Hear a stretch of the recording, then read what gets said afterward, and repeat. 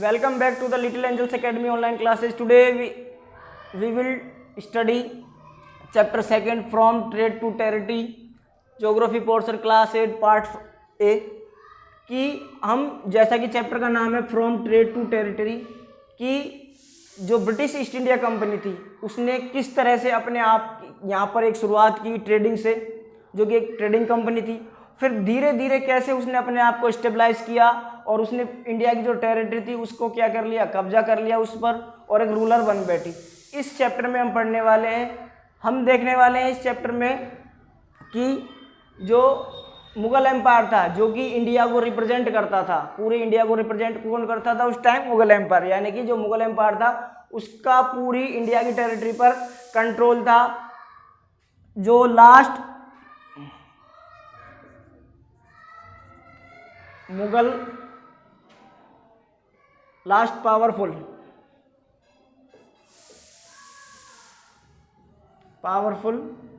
Mughal emperor वो कौन था? औरंगजेब। औरंगजेब था यानी कि लास्ट पावरफुल जो मुगल एम्परर था वो औरंगजेब था, जो कि मुगल एम्पायर था पूरी इंडिया को रिप्रेजेंट करता था। इंडिया में औरंगजेब के बाद जो उसके सक्सेसर थे वो क्या थे? बहुत ही कमज़ोर थे, बहुत ही वीक थे।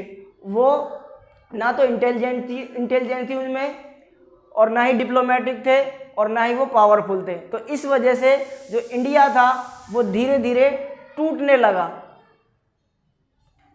औरंगजेब की मृत्यु हो जाती है, डेथ इन 1707 में औरंगजेब की डेथ हो जाती है, मर जाता है। उसके बाद जो उसके सक्सेसर आए, जितने भी सक्सेसर थे, शाह आलम, बहादुर शाह जफर, रंगीला, ये जितने भी एम्परर थे सब क्या थे? वीक थे और बहुत ही डल थे, डफर थे और ना ही उनमें कोई डिप्लोमेटिक थी, ना ही वो कोई इंटेलिजेंट रूलर थे। तो इससे क्या हुआ, जो मुगल एम्पायर के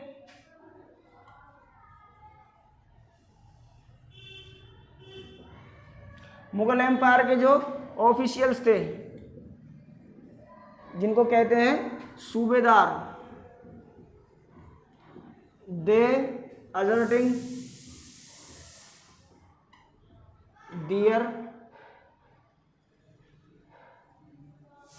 authority, यानी उन्होंने अपने आप को स्वतंत्र राज्य घोषित कर दिए। इससे क्या हुआ? The new regional kingdom was emerged in India.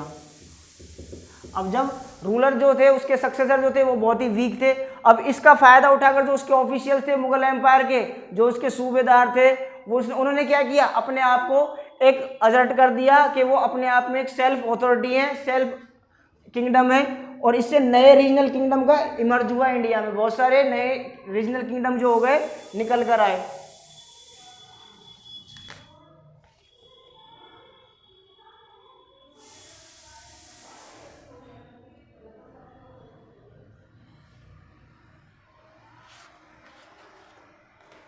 हाँ, तो ये थी इसके बैकग्राउंड की बात, इसकी प्रोसेस की कि ब्रिटिश ईस्ट इंडिया कंपनी से पहले कैसा माहौल था और ब्रिटिश ईस्ट इंडिया कंपनी आने के बाद उन्होंने किस तरह से उन सिचुएशंस का, उन प्रॉब्लम्स का किस तरह से फ़ायदा उठाया, जो इंडिया में, इंडियन टेरिटरी में वहाँ पर जो फैली हुई थी, उनका किस तरह से उन्होंने फ़ायदा उठाया और एक ट्रेडिंग कंपनी से वो रूलर बन गए। जैसा कि हमने बताया कि लास्ट पावरफुल मुगल एम्परर कौन था? औरंगजेब। उसके बाद कोई भी ऐसा एम्परर नहीं था जो कि पावरफुल हो, इंटेलिजेंट हो, डिप्लोमेटिक हो। उसके आने वाले जितने भी सक्सेसर थे वो सब क्या थे? वीक थे। उसकी डेथ हो जाती है 1707 में, किसकी? औरंगजेब की। उसके बाद क्या हुआ? मुगल जो एम्पायर के जो ऑफिशियल थे, सूबेदार थे, जागीरदार, उन्होंने क्या किया? अपने आप को अजर्ट कर दिया, सेल्फ अथॉरिटी। उन्होंने अपने आप को क्या कर दिया? अलग कर बता दिया। उन्होंने कहा कि we are not part of Mughal authority या मुगल एम्पायर। तो इससे क्या हुआ? New regional kingdom was emerge in India. नए नए छोटे छोटे नए किंगडम्स इंडिया में इमर्ज होने लगे, जो किसके थे, उन मुगल ऑफिशियल्स के थे जो कि पहले किसके अंडर में आते थे, मुगलों के अंडर में आते थे। अब उनके सक्सेसर जो थे औरंगजेब के, वो बहुत ही वीक थे। इसका फायदा उठाकर उन ऑफिशियल्स ने अपने आप को सेल्फ अथॉरिटी अनाउंस कर दिया। इसके बाद British East India company comes east किस तरह से आई, East India company comes east. ठीक है भाई। अब देखो in 1600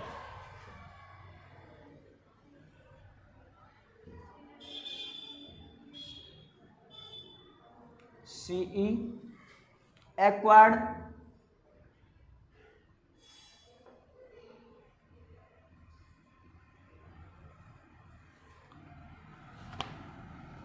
a charter from the Queen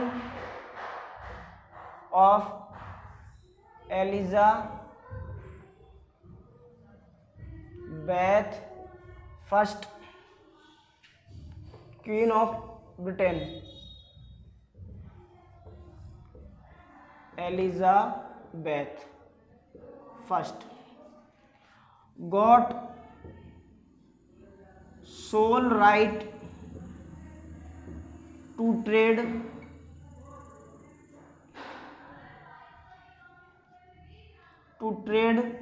with east. क्या हुआ कि जो ब्रिटिश ईस्ट इंडिया कंपनी कैसे आई कि इन 1600 CE 1600 ईस्वी में उन्होंने क्या किया, अपनी रानी के पास गए और उन्होंने एक परमिशन लेटर, जिसको कि क्या कहा गया, चार्टर, एक चार्टर को उन्होंने एक्वायर्ड किया, किससे, ब्रिटिश क्वीन जो थी एलिजाबेथ फर्स्ट से। उन्होंने एक अनुमति पत्र मांगा कि आप हमें क्या करिए, एक अनुमति दीजिए, कहाँ पर बिजनेस करने की, ट्रेड करने की, got sole right to trade with east. अब ब्रिटेन में बहुत सारी ट्रेडिंग कंपनी थी, बहुत सारी अलग अलग ट्रेडिंग कंपनी थी, सभी ने किया होगा। तो उसमें एक ब्रिटिश ईस्ट इंडिया कंपनी की नाम की एक कंपनी थी जिसने अपनी गवर्नमेंट से, अपनी रानी से क्या मांगा, एक चार्टर मांगा जिससे अनुमति मिलती है, got sole right to trade with east, यानी कि अकेले एक अधिकार, व्यापार करने का एक अधिकार जो मिल गया उस कंपनी को, किसके साथ, ईस्ट के साथ। ईस्ट यानी कि जो ईस्टर्न कंट्री थी वर्ल्ड की, उनके साथ व्यापार करने का सोल राइट किसको मिला, ब्रिटिश ईस्ट इंडिया कंपनी को। अब इससे क्या हुआ, ब्रिटिश ईस्ट इंडिया कंपनी जो थी उसको कोई फियर नहीं रहा, they did not have fear to any other British company to trade with east. अब उनको इस बात का कोई डर नहीं रहा कि जो अन्य ब्रिटिश कंपनियां थी वो क्या है, वो भी क्या करेंगी, ट्रेड करेंगी, किसके साथ, ईस्ट के साथ। क्यों, क्योंकि वहाँ की जो गवर्नमेंट थी, वहाँ की जो रानी थी, उसने उनको क्या दिया था, सोल राइट दिया था। उस चार्टर के अकॉर्डिंग उनको सोल राइट मिल गया था कि ईस्ट के साथ ब्रिटेन की जितनी भी कंपनियां हैं उनमें से एक ही कंपनी, कौन सी company, British East India company ही ईस्ट के साथ ट्रेड करेगी। इससे वो क्या हो गए, फ्री हो गए। लेकिन द रॉयल चार्टर, यानी कि जो ये रॉयल चार्टर था, did not prevent to enter any other European power to the East. लेकिन ये जो रूलर था, ये जो चार्टर था, वो इस बात को मना नहीं कर सकता था, रोक नहीं सकता था, जो अन्य रूलर पावर, अन्य जो यूरोपियन पावर थी जिनमें डच थे, पुर्तगीज थे, फ्रेंच थे, ये थे, उनको एंटर करने से नहीं रोक सकती थी। कहाँ पर, ईस्ट में व्यापार करने के लिए। क्यों, क्योंकि इन्होंने से पहले ईस्ट 1498 में इंडिया के सी रूट की खोज की गई।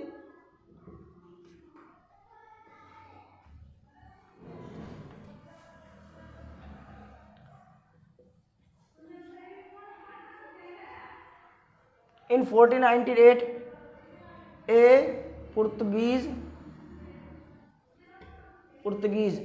sailor Vasco da Gama was discovered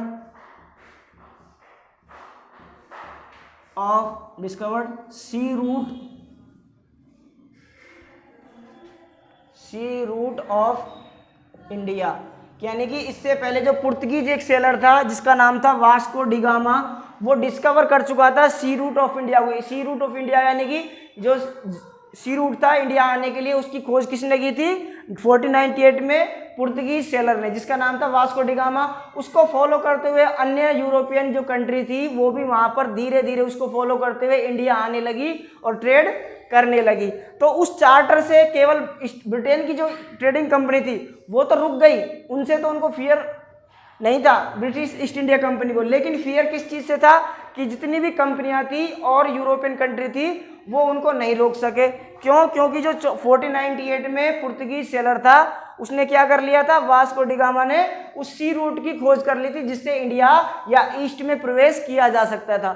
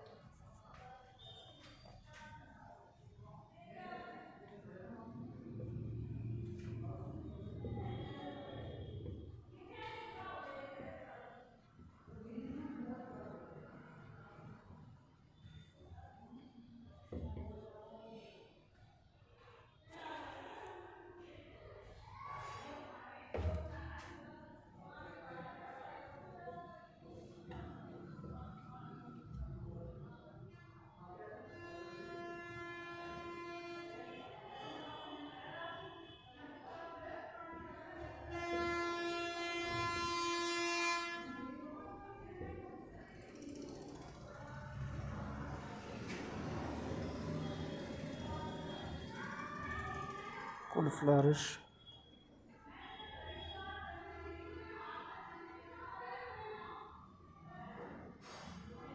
Eliminating rival competitor.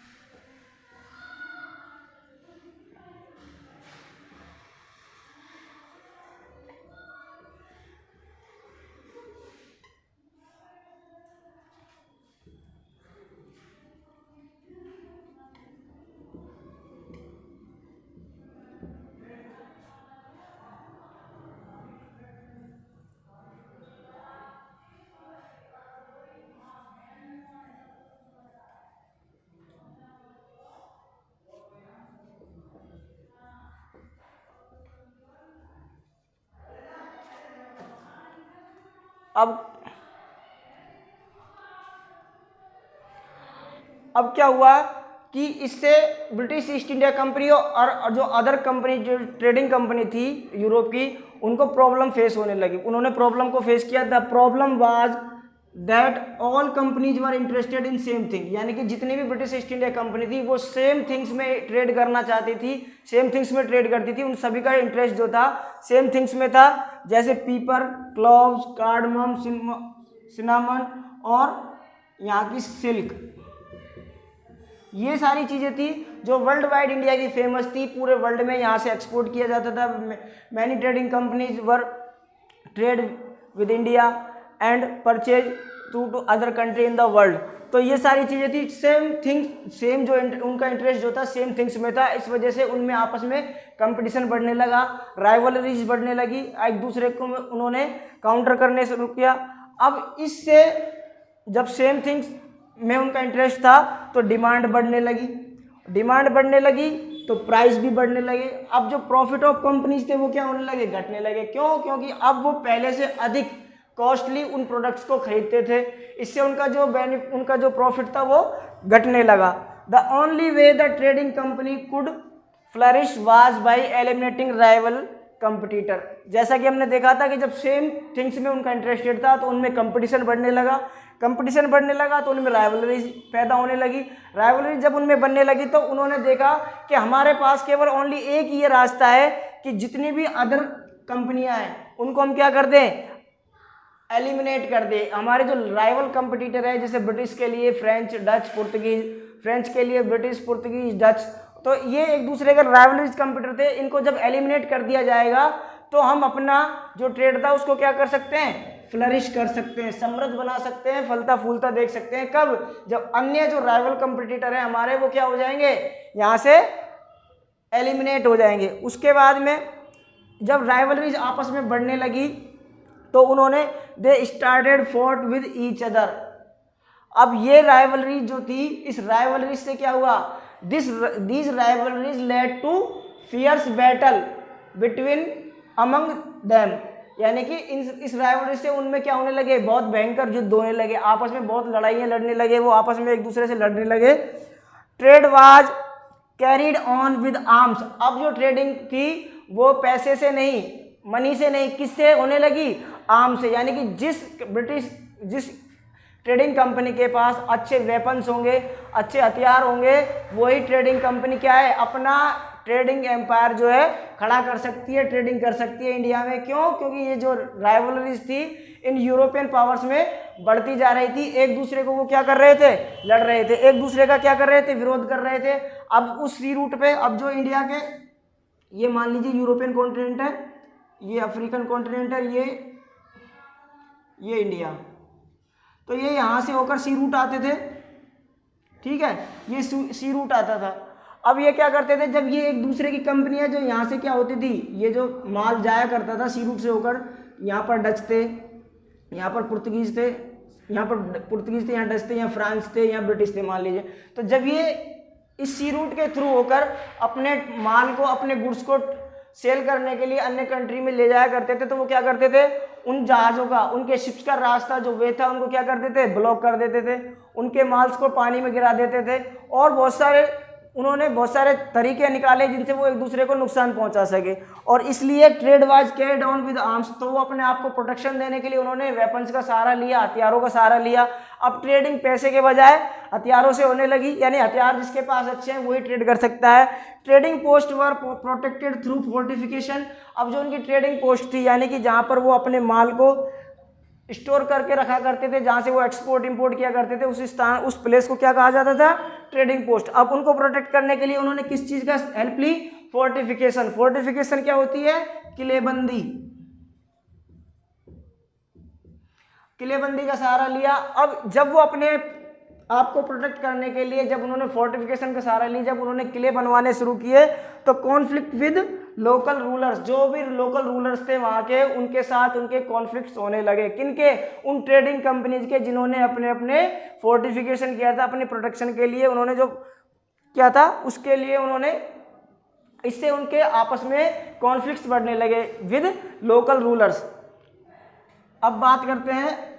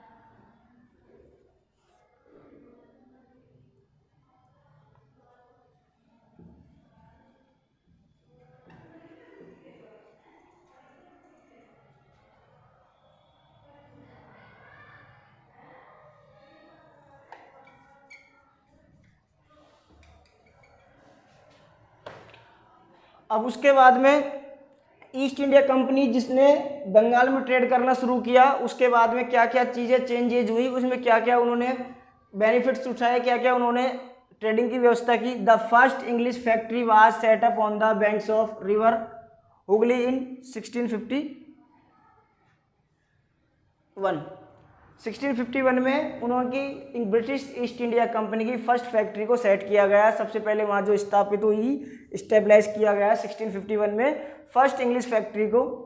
Companies trader factors, यानी कि जो कंपनी के जो ट्रेडर्स थे, जो एम्प्लॉयज थे, जो ट्रेड किया करते थे, उनको क्या कहा जाता था? फैक्टर्स। क्या कहा जाता था?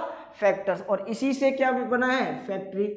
अब इन्होंने वहाँ पर अपने वेयर हाउस सेटल किए, जहाँ पर वो अपने माल को स्टोर किया करते थे, एक्सपोर्ट किया करते थे। वहीं ब्रिटिश ईस्ट इंडिया कंपनी के ऑफिशियल सेट बैठा करते थे, वहीं से वो सारे हिसाब किताब ट्रेडिंग का जो था, एक्सपोर्ट इंपोर्ट सब वहीं किया करते थे, वहाँ स्टोर किया करते थे। कहाँ पर? फैक्ट्री में। उन्होंने वेयर हाउस को सेटल किया, स्टेबलाइज किया। Company persuaded merchant to come settle near factories. अब कंपनी ने क्या किया? अपना जो ट्रेड था उसको एक्सपेंड किया, और उसने धीरे धीरे उन मर्चेंट्स को और उन ट्रेडर्स को क्या किया? परसुएडेड किया, मनाया कि आप हमारी फैक्ट्री के नियर ही क्या करें? सेटल हो जाएं, ताकि जो हमारा आपको और हमारा जो व्यापार का सिस्टम है, ट्रेडिंग का सिस्टम है, वो बहुत ही स्मूथली चले, अच्छे तरीके से चले। तो उन्होंने उन मर्चेंट्स लोगों को क्या किया? परसुएडेड किया। 1696 बिगिन बिल्ड फोर्ट। अब उन्होंने 1696 में उस फैक्ट्री के आसपास किले बनाना शुरू कर दिया। 1696 में उन्होंने